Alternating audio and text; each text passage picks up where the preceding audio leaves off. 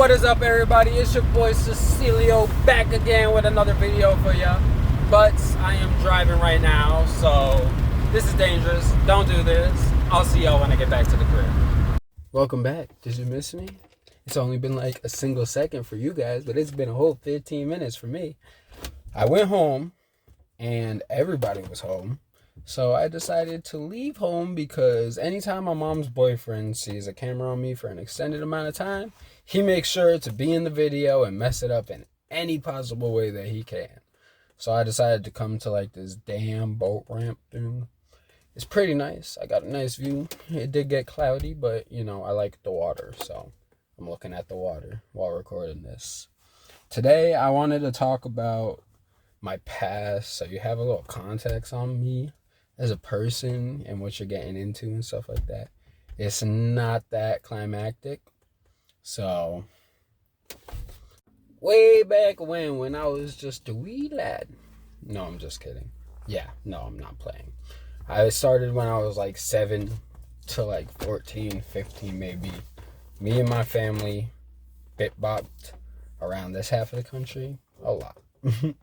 We would move from places like New England to Ohio, which is basically almost the damn Midwest, all the way down to the south of the country in Florida, bit-bopped in between Pennsylvania, stuff like that, New York, Connecticut, Rhode Island, Massachusetts.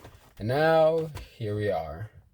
In doing so, I didn't create these things called childhood friends and stuff like that, which, not to get depressing by any means, because it's not to me. I really don't care about that. I am happy with moving around the country the way I did, because I got to experience so many different walks of life, so many different like cultural differences and ways of living, that it was interesting to me, and it still is to this day, which is part of the reason why I want to move to Japan, because it is a super difference between East Asian culture and Western culture, especially over here in the United States of America. Finally, we stopped moving around the way we were by the time I got to high school. And it was there that I did a lot of things, probably to make up for the fact that I wasn't able to do them in my childhood growing up to that point. But I did a lot. I was on the football team. I was in the marching band, I was in the concert band, the jazz band. I was a cheerleader for 4 years of high school, which we'll talk about in a different video probably, because I enjoyed it. That was a lot of fun, don't get me wrong. I did golf for a season, I did baseball for a season and a half, which ended up getting me on MTV actually, for a quick 30 seconds, but I was still on MTV, you know what I'm saying? What else did I do in high school? I did a couple plays, maybe. I graduated by the skin of my teeth, but I still graduated. Go to school, get your education, and I won't tell you to go on to college because it may or may not be important depending on what you want to do in life. Don't take my word for it.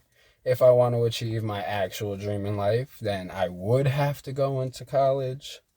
But I have plans B and C, which I am perfectly fine with. They will get everything I need to do. And hopefully one day I can achieve plan A based off of what I've accomplished with B and C. After high school, I found myself working in Walmart, which is what a lot of young adults do in the United States. They work at jobs like Walmart, McDonald's, pretty much any fast food place, and Dunkin' Donuts. I listed McDonald's and Dunkin' because I worked at those two as well after my short 2-month career at Walmart. That did not last. Lord, I hate people. And I ended up working at McDonald's. Still hate people, but it was a lot better because I didn't have to see them as long. It was like, here's your food. I'm pretty friendly, so I chatted them up a little bit. Didn't really like conversate with them. Was like, how's your day? Oh, that's good. Here's your food. I don't really care. Go on your way. Stuff like that. So that was easy. And then I ended up working at Dunkin' Donuts, which that lasted like, McDonald's was only a couple months as well. But when I got to Dunkin', that ended up lasting like almost a whole, I'm pretty sure it lasted longer than a year actually. And I was pretty much damn running the store almost. Like I opened it every morning at 4 o'clock, waited till 5:30, 6 o'clock to like before people actually started coming and stuff. And that was just like McDonald's, you know, here's your stuff, boop, on your way, stuff like that. But like I was a leader there, so I was able to do everything, teach people, and I was loved by everybody pretty much because I have a happy-go-lucky personality. Which actually brings us to the most tragic point of my life. I used to own a moped, scooter, whatever you want to call it. And one day I was driving down the road, minding my business.